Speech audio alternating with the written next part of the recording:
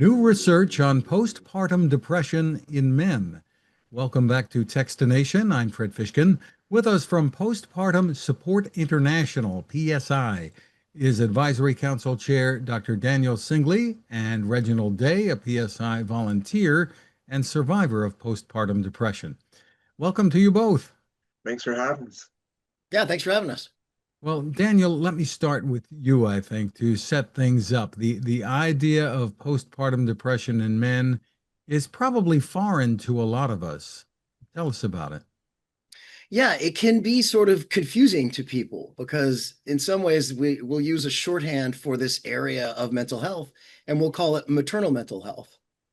Whereas more properly, it's parental mental health, and fathers definitely experience postpartum depression and anxiety and a host of mental health difficulties on becoming a parent.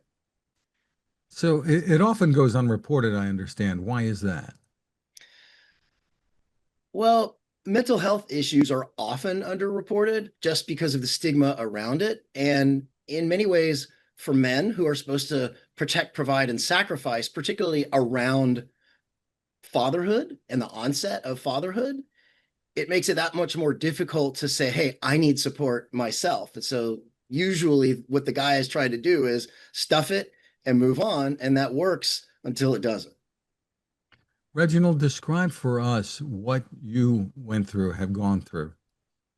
So like Dr. Singley stated, it was one of those things where it was a stuff it and move on. Unfortunately, it did blow up, for me. Um, Ushered into parenthood, without little experience, actually no experience, right, of what it looked like to be a successful parent. Um, it was stressful, right? I grieved a lot of things, and because of all of that, I actually went inward. And a lot of my normal behavior is very responsible, very just, with it on top of all the things that I need to take care of. Like that got thrown out the window. I went into gaming very heavily. Like that was my source or drug of choice at that point in time. And my behaviors changed. Instead of buying diapers, I was buying new game systems, right? And so for me, it was out of my normal behavior to do those things. And so that ideal of, hey, let me come forward, let me show up, let me be responsible, that was not my norm. And so when you think about postpartum depression, anxiety, it can show up differently for all people, right? I think it's important to understand if you do have a normal way of being and you start to stray from that norm, that's a sign, right? That's a sign that something else is going on. If you start to focus on responsibilities or throw your responsibilities out the window and focus on other things and get caught up in some type of behavior that is not conducive to supporting the family, such as drugs, such as substances, alcohol, things like that, that's also a sign. I became very angry as well. I was so just angry at everyone around me, which is also not my norm. But that anger showed up in short temperedness, right? Easily frustrated. And those around me, they just kind of was like, well, we just got to leave him alone. And it became one of those things where that, you're just a mean dad or you really don't care. But I was actually hungry for support and I didn't know how to ask for it, right? Because it was, if I say something is wrong with me, now they're going to judge me for not being man enough, not standing up, taking care of my responsibility. And those things are things I think that pushes a lot of parents and fathers away from actually the support that they need. So PSI is one of those, institutions and organizations I think that is very much so on the forefront of being inclusive and letting the world know that support is okay, right? We show our strength when we actually show up and ask for support, in my opinion. And that's one of the things that you're doing now, right? Helping others. That is absolutely correct. So, after years of going through my own, I chose to reframe a lot of my experiences, a lot of the ways that I didn't get support, even when I began to look for it, because I didn't know PSI existed, over 20 years ago, just when I was going through this journey. now I support dads. You know, we have multiple groups that we support both in person and virtually for dads to come and understand that there's a place, right? There is a place for dads. And so Get At Me Dad partners with PSI, and we've done a lot of great work over these past few years. There's also the climb that's coming up, climb out of darkness. That's also a great opportunity for others to support and just to let the world know that this type of support is in existence. Daniel, let me turn to you again. I understand this is actually pretty common, but how can loved ones and ourselves recognize that there's an issue? I mean, it comes down, when you think about it, it's a first time experience for everyone when they first become a parent. So they really, and they have a lot of questions and don't know what to do. So how do you recognize that there are more serious issues? So if what Reginald was just talking about, like Reginald, your experience in some ways really exemplifies some of the cardinal ways that new dads will show up with depression. So 1 in 10 dads will develop postpartum depression, and nearly 20% will develop an anxiety disorder, not just kind of stress, not just kind of anxious, but post-traumatic stress, obsessive compulsive, generalized anxiety, specific phobia, and so forth.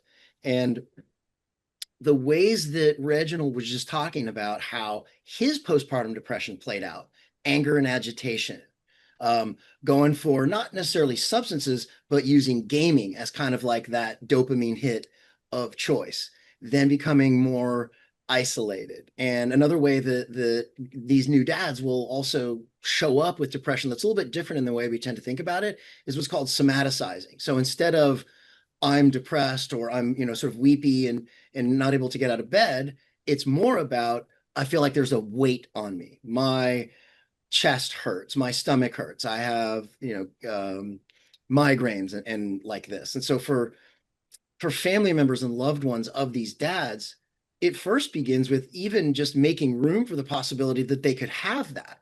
Like a colleague of mine once said, if you don't know something exists, you can't look for it.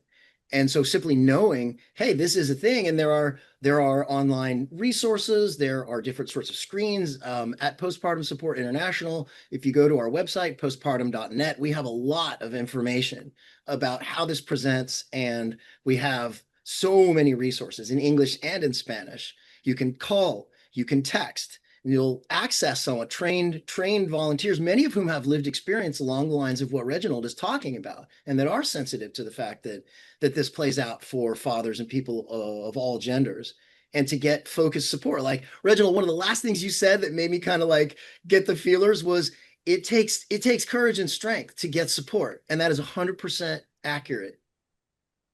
Very often, the impression is that the male is there to support the spouse after having gone through the childbirth and being a new mom and everything, without most people don't give much thought to, okay, so what is the dad going through?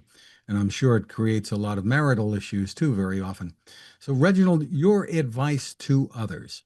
My advice to others is don't suffer in silence. That is such a powerful yet simple statement. But sometimes we go through thinking that we're the only ones, and that's a narrative that oftentimes is played, but it's not the right narrative. I stuck with that narrative for 4 years before I actually was able to come out of that darkness. So understand that there are people that exist, organizations that exist. Postpartum.net is a great resource that you can get connected with others with lived experiences to know that you are not alone. And I'm sure we don't want to say that all video gaming is bad either. It's just going to the extreme, I think, right? Exactly. It's the extreme. Yeah, we always need an outlet. You know, self-care is important, but when you notice that you're going beyond your normal routine in such a way that is a deficit or hurting you or others, right? That's a sign. So you definitely want to question that and seek support. Terrific. And that website again is postpartum.net. There's also a helpline, 800-944-4773. Daniel and Reginald, thank you so much for spending time with us, and congratulations on the work that you're doing. Thank you. Yeah, thanks very much.